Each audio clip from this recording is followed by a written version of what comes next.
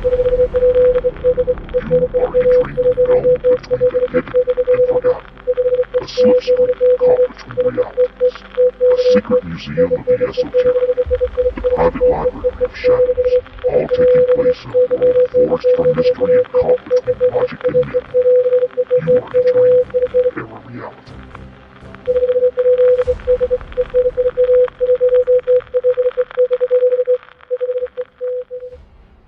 Good evening, seekers of the strange and the unexplained. Welcome to ParaReality, a place where shadows whisper, mysteries linger, and the line between fact and the unknown grows razor thin. I'm Sandman, your guide through the hidden corridors of reality. Here, every question awakens a mystery, and every mystery pulls us deeper into the truth concealed in the shadows. Tonight, we step once again into the world where truth and mystery collide. For 2 decades now, ParaReality has lived at the edges of the known world, where the unexplained refuses to stay quiet. We've chased ghosts, followed cryptids into the shadows, and pulled at conspiracy threads that most people were told not to touch. But this season hits different. This is the 20th season of ParaReality. I can't believe I've been doing this podcast for 20 years. And it's been a long 20 years, but it's been a good 20 years. And season 20 of ParaReality is devoted to the UFO phenomenon, not just lights in the sky, but the decades of sightings, encounters, documents, whistleblowers, and unanswered questions that refuse to go away. What once belonged to the fringes is now discussed in government hearings. What was dismissed as fantasy is now labeled unidentified. And the biggest question remains the same as it's always been. What's really out there? And why are we only now being told to take it seriously? Well, this season we're going to separate signal from noise, belief from evidence, and speculation from possibility.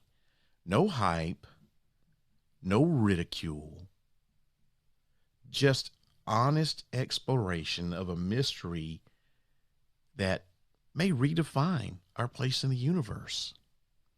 I'm Sandman, and this is ParaReality. Welcome to season 20. You know, there are moments in history when the story we think we know changes. Not because new facts emerge, but because old facts finally refuse to stay buried. And when it comes to UFOs, or UAPs as we call them now, we're standing in one of those moments.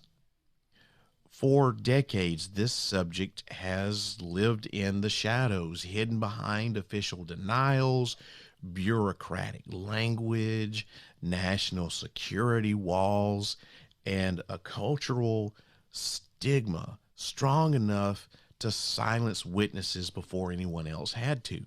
But that's changing. The conversation has shifted out of basement conspiracy circles and late night whispers and onto the floors of Congress. It's gotten its way into military briefings and into mainstream news and into places where the words unidentified aerial phenomena aren't just jokes or punchlines, they're agenda items. So something is happening. Something big enough, persistent enough, and consistent enough that the U.S. government can no longer ignore it, even if it refuses to fully explain it. But here's the strange part. With all the hearings and testimonies, leaked footage, and official statements, we still aren't getting answers. We're getting acknowledgement, but not clarity. We're getting discussion, but not definition. And we're getting movement, but no destination. And so tonight, we begin a two-part investigation into one of the most complicated, controversial, and carefully managed topics of our time, disclosure. And this is part one of my two-part series on disclosure. Part one, I'm calling What We Know. Now, not the fantasy version where a president steps up onto a podium and reveals everything in one dramatic moment. Not that kind of disclosure, but the real world version, the slow, halting, inconsistent, and sometimes contradictory process we've been watching unfold for the last several years. In part one, we're going to look at how we got here, the history, the hearings, the witnesses, and the people stepping forward to say that the public's been set up and kept in the dark for far too long. We'll explore documented events, credible testimony, and the subtle but unmistakable shift in how the phenomenon is being discussed at the highest levels of government. And by the end of this episode, you may find yourself asking the same question many people have been asking themselves lately. If disclosure is really happening, then why does it feel like we're being told everything except for the part that actually matters? So like I said, this is episode one of our two-part series on disclosure, where the questions are getting louder, the answers are getting stranger, and the line between secrecy and strategy has never been thinner. Welcome to ParaReality, my friends. Season 20, we're kicking it off with a bang. And of course, to learn more, you'll have to turn on, tune in, and find out. I had that dream again. My small business needs to hire, but I don't use LinkedIn, and I hire wrong. So our orders get all backed up. We're drowning in paperwork, then actually drowning, careless fighting off sharks with a stapler, and pirates are pillaging the office copier, and then I wake up. Don't let hiring nightmares ruin your dreams. LinkedIn Jobs' new AI assistant goes beyond the resume, using unique insights to deliver a smarter shortlist. Post your job for free at linkedin.com/quality. Start hiring today with LinkedIn.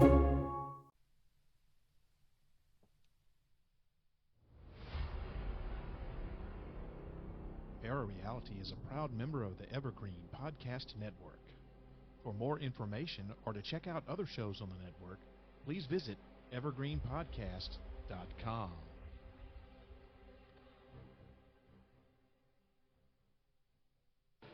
Broadcast from a secret bunker somewhere outside of Nashville, Tennessee. This is the award-winning podcast, ParaReality. All right, welcome back. You're listening, of course, to the ParaReality podcast.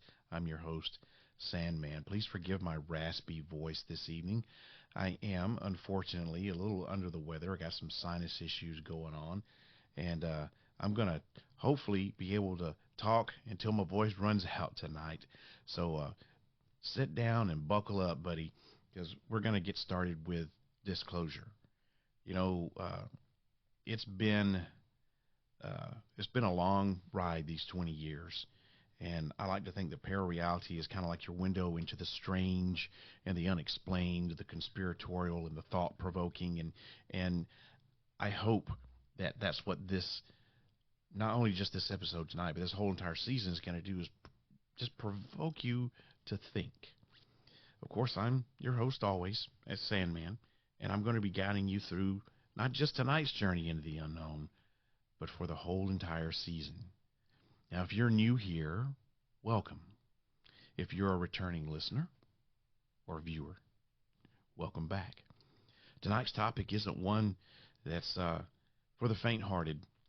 It's one that's been gaining more and more attention over the past few years, not just in fringe circles or in late-night AM radio talk shows, but at the highest levels of government, intelligence, national security, and mainstream media.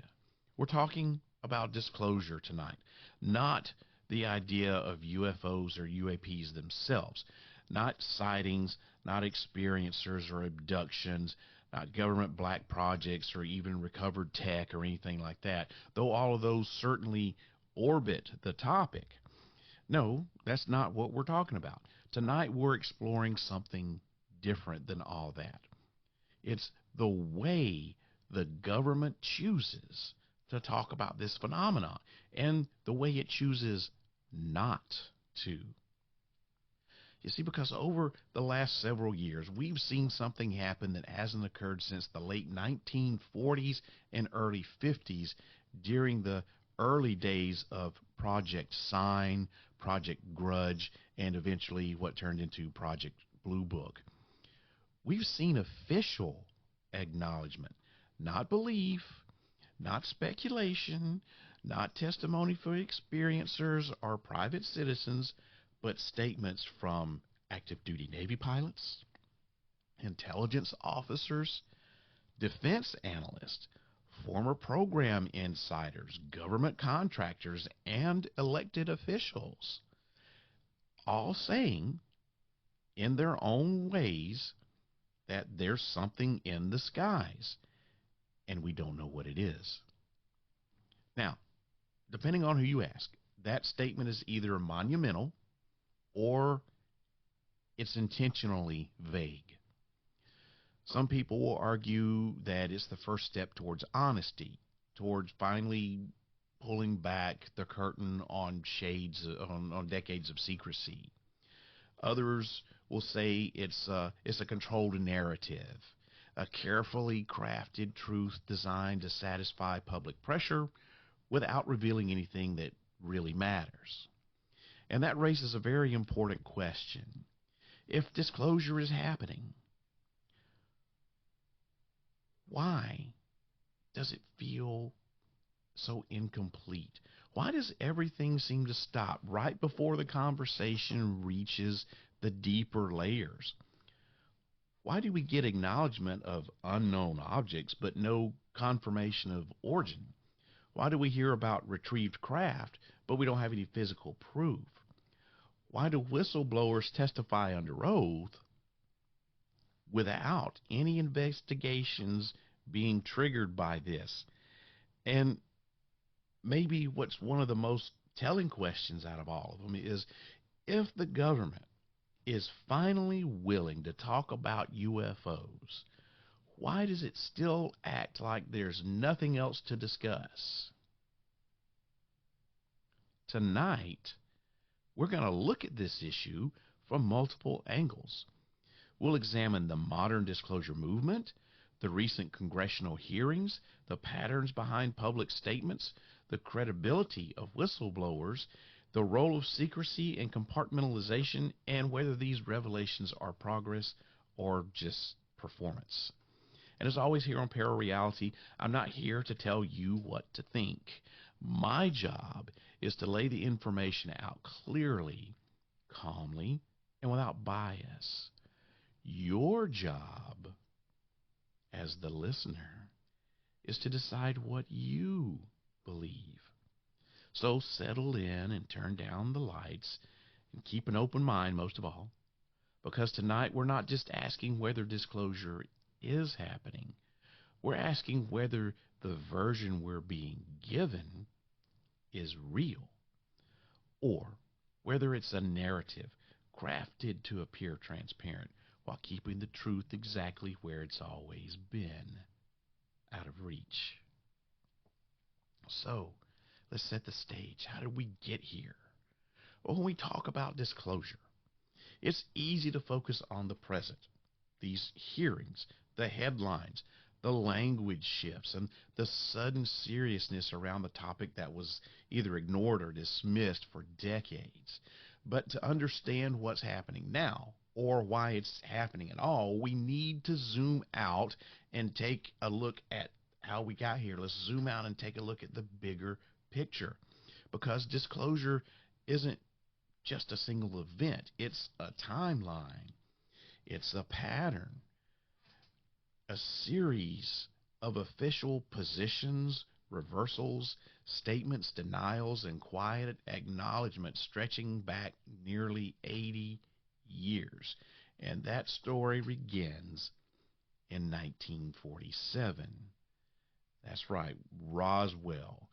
That's the beginning of the narrative, right? Most people know about the Roswell story, at least in the broadest sense of terms. There was a UFO crash. Some material was recovered. The military was involved. And then there was a press release that claimed that a flying disc had been recovered. Then, within 24 hours, there was a correction, or maybe a retraction. No disc. It was just a weather balloon. Nothing to see here, folks. And with that reversal came something more than just a public relations shift. That set the tone for decades of handling the subject. Initial acknowledgement, rapid denial, a replacement explanation, and then silence. Some people still argue that Roswell was just misunderstood, and other people will say that it's the first attempt at narrative control. But whether you believe something extraordinary there happened or not, one thing's clear. Roswell changed the conversation. It moved the topic of unidentified craft from curiosity to national security. So with that, in the response, the growing number of sightings after Roswell, including military pilot reports, the U.S. government created a series of official investigative projects. First up, we have Project Sign, launched in 1948. Now, this initially took the topic seriously. Internal memos reportedly suggested extraterrestrial origin as a possible explanation. And shortly after, leadership changed, and so did the tone. And then Project Sign became Project Grudge, and the mission shifted from investigating sightings to explaining them away, which is something totally different. And eventually, the work consolidated into the ever-popular Project Blue Book, which I think everyone who is familiar with UFOs knows about. This project operated from 1952 all the way up to 1969. Blue Book investigated over 12,000 sightings. Of those 12,000, somewhere around 700 remain unexplained. Yet the official conclusion, delivered in 1969, was nothing about UFOs represents a threat, technology beyond our own, or evidence of extraterrestrial origin. Publicly, the case was closed, but officially, the topic was considered resolved. And for many years, that seemed to be the end of it, or at least it appeared to be. Even after Blue Book ended, the sightings continued, though. Pilots reported unknown craft. Radar operators tracked objects defying known performance limits. Civilian encounters continued, sometimes quietly, sometimes publicly. Yet officially, the U.S. government maintained its position. There's nothing worth investigating. But behind the scenes, something else was happening. Now, fast forward all the way to 2017. An investigative report revealed something kind of surprising to a lot of us.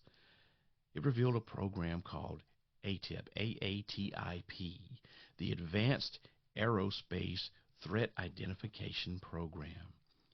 This thing operated completely in secrecy from 2007 to 2012, and it studied unidentified aerial objects encountered by U.S. military personnel. That revelation alone contradicted nearly 50 years of official messaging. If UFOs were meaningless, why was the Department of Defense funding classified investigation programs? And then came something even more significant after that. Military videos, verified as authentic, showing encounters with unidentified craft, demonstrating capabilities beyond known aviation. Then suddenly we have the phrase, "We have no evidence of interest or concern," no longer aligned with the facts. So we had this shift in language from UFO to UAP. And this was a subtle but important change that occurred around this time. The term UFO, loaded with decades of ridicule and pop culture distortion, was replaced with UAP, unidentified aerial phenomena. That's kind of like a sterile term, isn't it? It's technical. It sounds kind of neutral, and it's, it's devoid of any kind of cultural baggage. It's new. It's a shift of language. And this language shift I think it's a strategy. And this shift signaled that the topic was re-entering institutional discussion, because when a subject stops being a joke, it becomes policy. So you move to 2020 and you start having congressional hearings and public acknowledgement. From 2020 onward, hearings began. Military officers, pilots, intelligence personnel, these people were speaking openly and under oath about encounters with objects that demonstrated instant acceleration, hypersonic movement, transmedium capability with no visible propulsion. And instead of dismissing these claims, government agencies confirmed the reports were real. They weren't misunderstood. They weren't fabricated. They weren't misidentified conventional aircraft. Real. Unidentified. And unexplained. So why now? Why, after decades of silence, are government institutions suddenly willing to speak? Is it public pressure, media normalization, internal leaks, international competition, or is it like a controlled narrative rollout? That's the question at the heart of everything that we'll explore tonight. Because once you understand the timeline, you start to see something interesting, that the government didn't actually choose transparency. It adapted to it. And adaptation reveals motivation. Well, unfortunately, listeners, it's time for a short break. And when I come back, we'll discuss the recent congressional hearings on UAPs.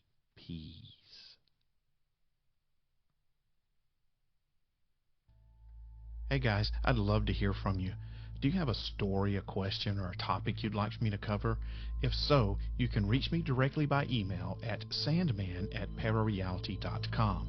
Or, for a more personal touch, you can just call the Secret Bunker at 615-461-5001 and leave a message. Just know that by calling, you're giving me permission to feature your voice on the podcast. Again, that number to call is 615-461-5001. You want to stay up to date with all things ParaReality? Then follow me on all major social media platforms. You can find me on Facebook at sandman.parareality, or you can follow me on X, Instagram, Blue Sky, and TikTok by looking for my handle at ParaRealRadio. You can also subscribe to my YouTube channel by looking for ParaReality 1. That's ParaReality with the number 1 behind it. And don't forget to visit my website, ParaReality.com. That's where you'll find an archive of all of my past podcast episodes for free. You can also find the latest in paranormal news from all around the world under the Para News section.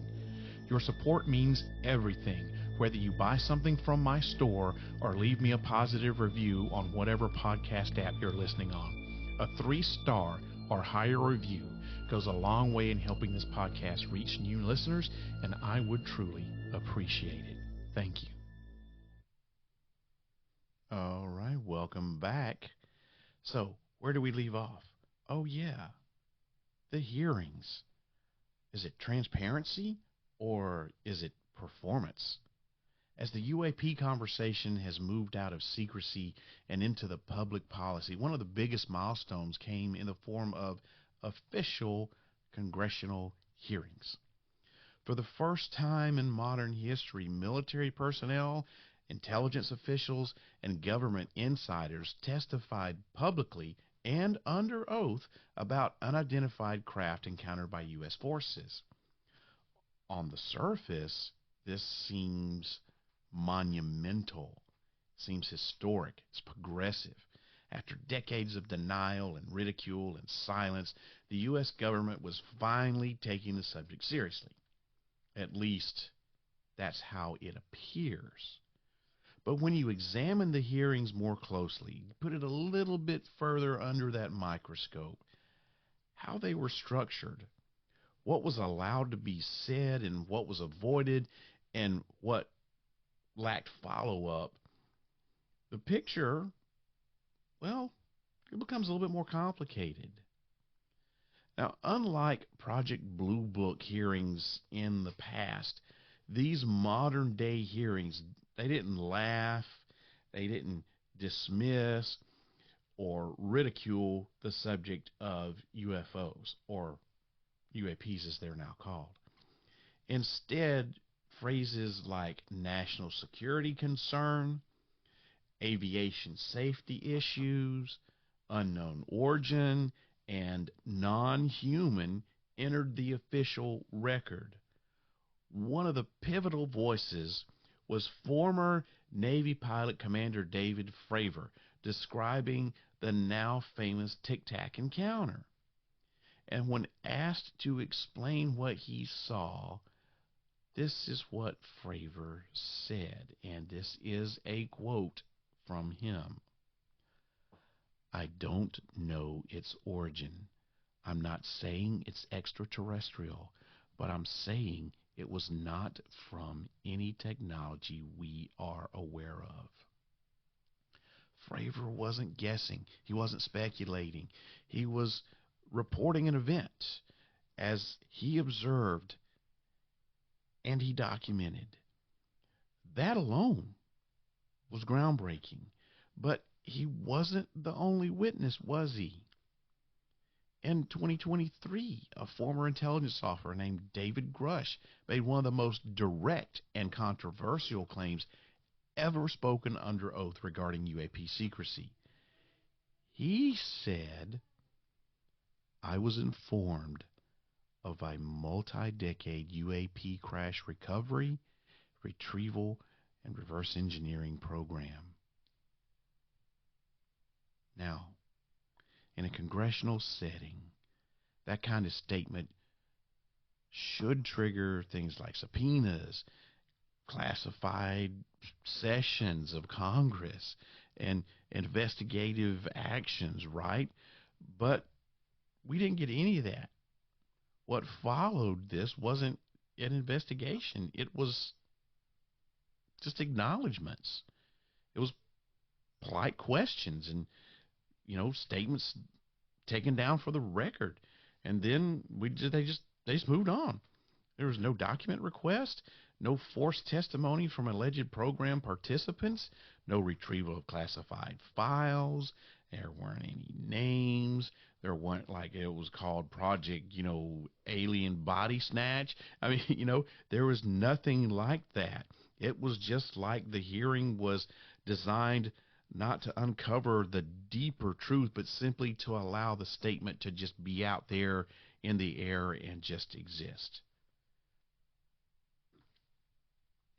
And then another voice, another person that spoke up was former Navy pilot Ryan Graves, who shared experiences of repeated encounters with unidentified craft during training missions off the East Coast. In his testimony, he said these sightings were not rare or isolated. They were happening regularly. And he also said that pilots reported objects with no visible propulsion, no exhaust, and then the flight patterns were beyond known physics, our known physics, and that the incidents were oftentimes not reported due to the stigma and the lack of reporting mechanisms. Again, this is extraordinary testimony. And again, very little to no follow-up on this. So what was asked and what was avoided? Throughout the hearings, there was a noticeable pattern. Witnesses could speak about encounters. They could speak about patterns. They could speak about safety concerns. But when discussions approached things like alleged crash retrievals, biologic material, reverse engineering programs, SAPs and off-book funding, contractor involvement, classified research, stuff like that, everything stopped. Questions were redirected to closed sessions. Statements were acknowledged, but that was about it. They weren't pursued. Officials referenced limitations, clearance, or the need to consult documentation. So in other words, the hearings were allowed to ask questions, but were not allowed to seek the answers to those questions. For a congressional hearing meant to investigate claims of illegal secrecy and undisclosed programs, almost nothing was done to verify testimony. There weren't any subpoenas issued. There were no records demanded. There wasn't any kind of audits for programs that was launched. No follow-up hearings with additional witnesses was done at all, and there weren't any requests for classified briefings to be declassified. In legal and investigative terms, the hearings lacked the essential mechanism required to turn testimony into evidence. Without this follow-through, hearings become something else. They're not investigation, but they're performances. So who were these hearings really for? Well, if the hearings weren't meant to reveal information or pressure agencies into transparency, then what purpose did they serve? Well, we have several possibilities here.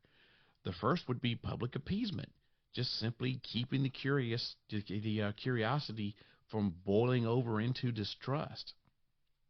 Or you could say that it was kind of like a pressure release valve, acknowledging the issue without exposing the classified information. Maybe it was for narrative management. It was because they needed to shape public understanding before uncontrolled leaks got out. Or maybe it was just, posturing of the international kind, just like a signal to Russia and China and other nations that the U.S. is prepared and for disclosure and aware. I don't know. It could be some sort of like future justification type thing, establishing a record before future disclosures unfold. And perhaps the most important possibility is that the hearings were held because silence just wasn't an option any longer. So what's the takeaway from this? Yeah, the hearings were historic. Yes, they marked a shift in tone. And yes, testimony given was serious, it was credible, and it was consistent. But when measured by progress and by results, by actions, they produced almost nothing tangible. There was no evidence that was released. There were no classified programs that were confirmed. There was no investigations that was opened. And instead, the hearings left us with something ambiguous. We had acknowledgment without disclosure. And that raises a critical question in my mind. If the government truly knows more than it's saying, and if secrecy continues despite public acknowledgement, then what exactly are these hearings preparing us for? Well, we'll continue. When discussing disclosure, and especially the idea that the U.S. government may be withholding information, one of the most significant sources of insight comes from whistleblowers. Now, in most subject areas, whistleblowers are controversial for one of two reasons. They either are unreliable and they're seeking attention, or they're creditable and their testimony threatens existing power structures. So in the UAP world, whistleblowers actually, I think, tend to fall into a third category. People with access, clearance, and firsthand experience who come forward almost reluctantly. They're not doing it for fame or fortune or for entertainment.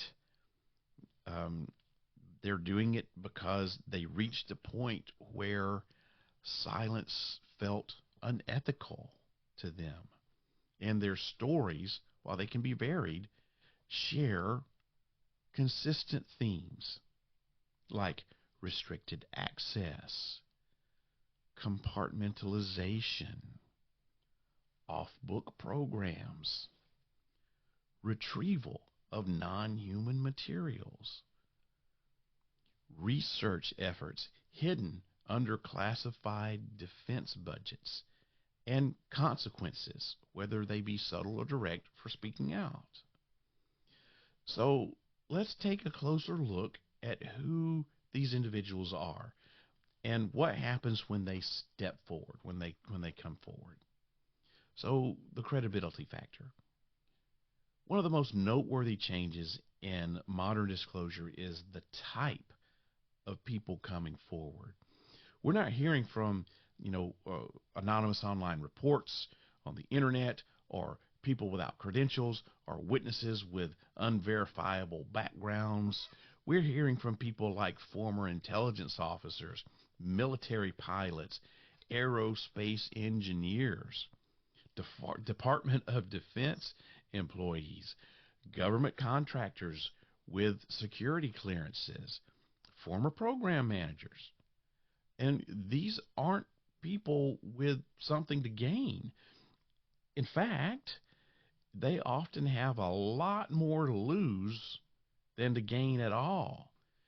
Their careers, their access to the classified programs that they work with, their clearances, their reputations, all of that stuff gets put at risk, which makes the consistency of their accounts noteworthy. So why would they come out and speak now? Well, there could be several reasons why these whistleblowers come out and publicly speak and jeopardize everything. First one is moral responsibility. Maybe they've got a belief that the public has a right to know if humanity isn't alone in the universe. Or it could be like frustration with where they're working, workplace frustration, internal documentation on the subject is ignored, reports get buried, things get dismissed. Maybe there is a policy change and they had an opportunity because finally the political climate is shifting. Could be something like safety for retirement. Some people wait until they are beyond career vulnerability. They're to the point to where they could retire and be fine, you know, and not have anything to worry about as far as their career goes. And finally, we have just good old pressure from like leaks or public exposure. That's, like I said earlier, it's when silence isn't sustainable anymore. Now, whether you agree with these conclusions or not, one thing stands out to me anyway, is that none of these people appear like they're super eager to be doing what they're doing. None of them appear performative, like they're putting on a show, you know, and none of them present their testimony almost like casually, like, yeah, this happened. You know, everybody is really matter of fact and very detail oriented. So they give these direct statements that has weight to it. Take David Grusha again. This guy, his testimony kind of polarized the political and intelligence communities. When he was questioned about retrieved craft, he said, I know the exact locations. I can provide those in closed session. That statement alone should have triggered an investigation. But it didn't. And if it's true, it represents one of the most significant technological and scientific discoveries in human history. But if it's not true, it should result in legal consequences like perjury charges and immediate public correction. But guess what? None of those things have happened. There's been no subpoenas. There's been no follow-up. There's been no legal action. Just silence. And when silence follows allegations, it often says a hell of a lot more than denial ever could. So when whistleblowers come forward, one of the recurring themes is retaliation. Sometimes overt, sometimes not, more subtle, more covert. So some examples of retaliation could include things like security clearance reviews, getting suddenly reassigned, their security clearance being revoked, threats of being prosecuted, like I said, loss of access to their programs, attacks on their character, roadblocks to their career, suddenly being put through a psych eval or referred for a psych eval. You could have pressure put on them by other members of the intelligence community. And some whistleblowers have hinted, and I'll say carefully hinted, that classified programs operate in the shadows, right? So they're so deep buried within the government that even government oversight committees can't penetrate them. So these things are the deepest of deep within the government. One statement attributed to a former program insider captures this idea. And he says, it's not that Congress doesn't know. It's that they're not allowed to. Now, whether that statement is literal or metaphorical, in my mind, the implication is a little unsettling. It kind of drops the hint that some secrets may exist outside elected oversight. And if you're any kind of conspiracy theorist like I am, you'll know that statement is probably 100% true. There's so much that's going on that's outside of the purviews of our elected officials that it is nuts. Now, there's a phenomenon in government communication. And it's when a claim is absurd or easily disproven, it's dismissed immediately. But when a claim is something like sensitive or true or classified or God forbid, too dangerous to acknowledge, the response from the government, well, it's usually silence. There's not a denial, there's no correction, there's not an argument, there's nothing. It's just silence, just absence. And the modern whistleblower testimonies fit that pattern. They're not refuted, they're not discredited, they're just like absorbed. They're just left sitting there in the public record. They're not challenged, they're unresolved, and they're certainly not addressed. So, are whistleblowers pushing for disclosure? Are they trying to push it forward?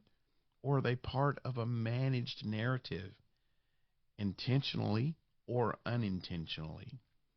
Well, as I see it, there are three possibilities.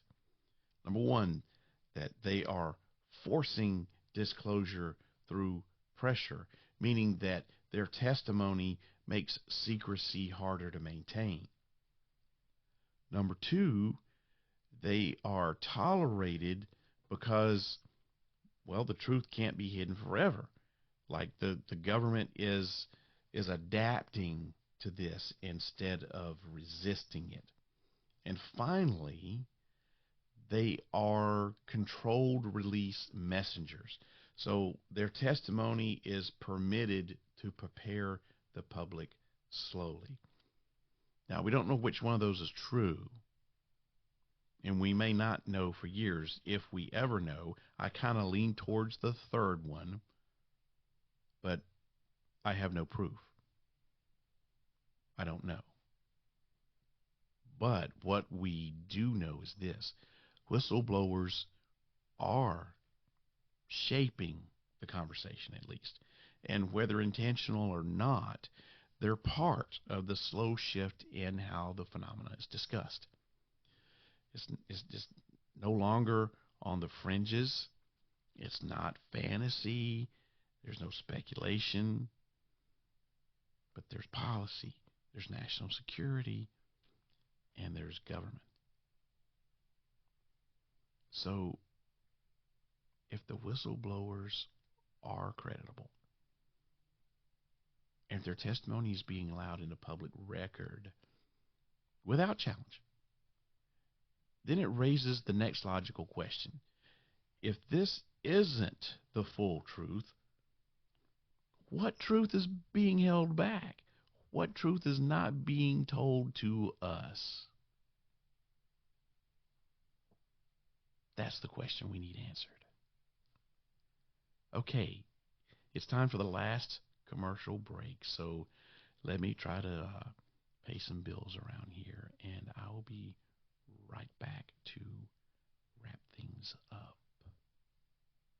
Rated E for everyone. Includes in-game purchases. Includes random items. EA Sports FC 26 is here. Play your way this holiday season with an overhauled gameplay experience powered by community feedback. Enjoy festive upgrades in Ultimate Team with winter wildcards. Take on holiday-themed challenges and manage your career, like navigating the busy Christmas period. And team up with friends and clubs with new tournaments and live events. The club is yours. Give the gift of football with EA Sports FC 26. All right, hey guys, look, just want to take a minute to tell you about my merch shop on the website, ParaReality.com. If you want to get some official merch for the podcast, if you're a new listener or you're a long-time listener, you're like, hey, I really like this guy and I like his podcast, I want to support it. One of the best things you can do is buy some merch. I've got T-shirts with all the different logos from the podcast on it. I've got stickers. I've got some mugs. You name it, I've got it. And you know what? I man and make everything myself. Well, 90% of it myself. All the t-shirts and stuff I do myself. And I'd love it if you'd show support for the podcast and buy some merch, buy a t-shirt or get a sticker. All you got to do is go to ParaReality.com and click on the merchandise tab, and you can shop around in the ParaReality merchandise store. That sounded stupid, merchandise store. You can shop, you can buy a shirt. Let me put it that way. I'd love to see you guys sport some official ParaReality merchandise. And if you do happen to buy something, hey, do me a favor. Send me a picture of you wearing it so I can put it on my social media feed. I would really appreciate it. And, you know, even if you don't want to buy anything and you want to support the show, the biggest thing you can do is word of mouth. It doesn't cost anything. If you really like this show and you think there's other people out there who would like it, spread the word. Just say, hey, you know, I found this ParaReality podcast and I really like what this guy is saying. I like his approach. You should listen to it too.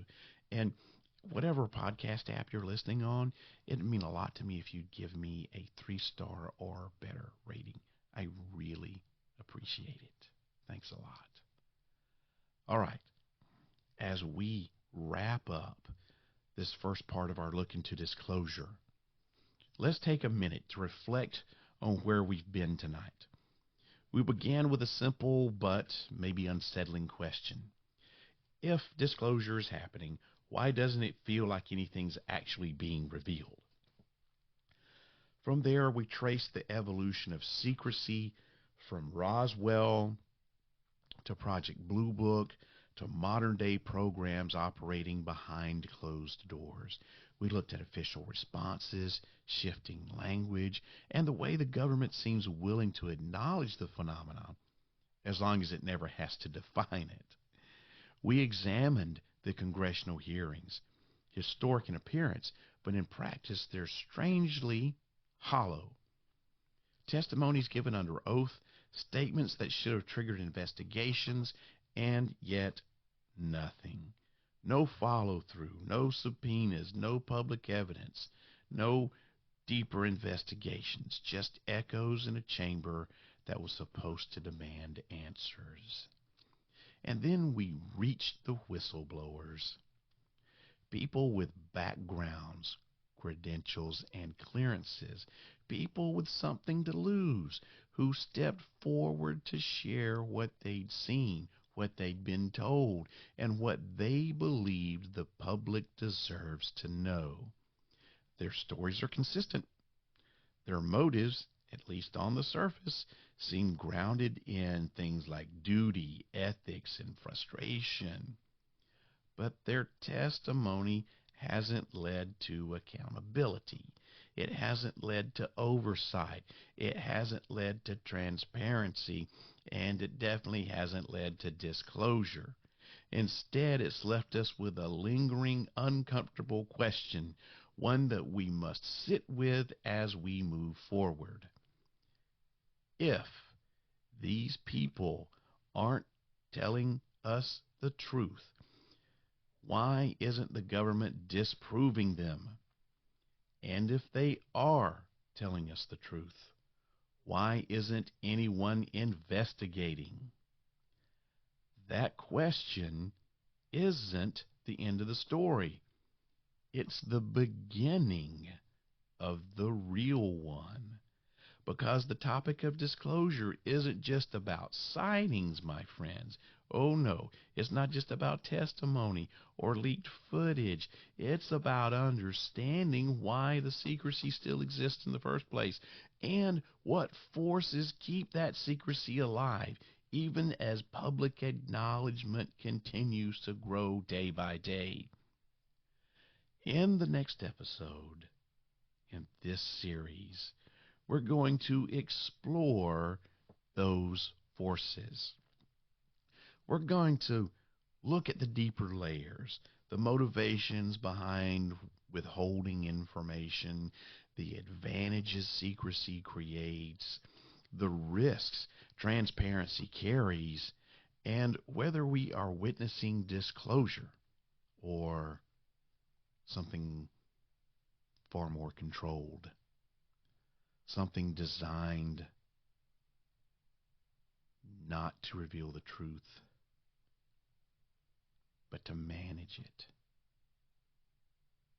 I hope that you enjoyed tonight's Season 20 premiere episode of ParaReality. The next episode is going to drop on Friday, January 16th, 2026 at 8 o'clock p.m. Central U.S. time. Now, it's not the second episode of the Disclosure series. Nope. I've got a great interview scheduled instead with Mr. Maxim W. Furyk, and he is author of the book Flying Saucer Esoteric, The Altered States of Ufology. And then don't forget to join me on Friday, February 6th as we continue this journey into the heart of the UAP mystery, where national security, politics, psychology, and the unknown collide. That's Disclosure Part 2. What aren't we being told? Until then, you'll have to turn on, tune in, and find out. Man, I can't believe this is the beginning of Season 20. You know, I've got a lot of changes that I've made to the podcast this season, and instead of only doing 2 episodes a month, I have decided I'm going to try to do basically 1 a week. On the months that have 5 weeks, I may take that week off. But yeah, on the first and third Fridays of the month, you're going to hear brand new episodes of ParaReality. The second Friday of the month, you're going to hear my companion podcast, Midnight Syndicate, that I co-host with former co-host of ParaReality, Eric Easy E. Patterson. That's our side project. As you know, Easy E left the Nashville area and went to Orlando, moved to Orlando. So he stopped co-hosting ParaReality with me, but he's back now, and we decided to do a side project called Midnight Syndicate, and it's more of a conspiracy theory related podcast, like nothing but conspiracy theories. We actually have already done Season 1, and it was available on Patreon only. You may or may not be able to hear some of that. I don't know, but we're definitely going to be doing Season 2 that's going to be available here on the ParaReality family of podcasts. And then on the fourth Friday, I'm going to have ParaReality Flashback, which is where I play an old episode of ParaReality. I'm going to start all the way back with Season 1, Episode 1, back when I was on the Live 365 network, and I was doing a 2-hour-long show. Just ask that you, listen to that with a grain of salt, because, boy, it was at the beginning of everything, and could have been better. Could have been a lot better. But yeah, so that's what you've got in store for ParaReality for this season. Excuse me. Thought I could make it through without coughing. Everyone, I hope that this podcast opens your mind up to new ways of thinking, expands your consciousness, and produces a change in the way you see the world. If you wish to change, you must lift the veil of ignorance that has been cast over your eyes. Only then will you see the true power of the universe. I hope you have a wonderful evening. I hope you had a great new year, and I hope your 2026 is great. I'll see you again in a couple of weeks. Good night, everybody. If you wish to change, you must first lift the veil of ignorance that has been cast over your eyes. Only then will you see the true power of the universe.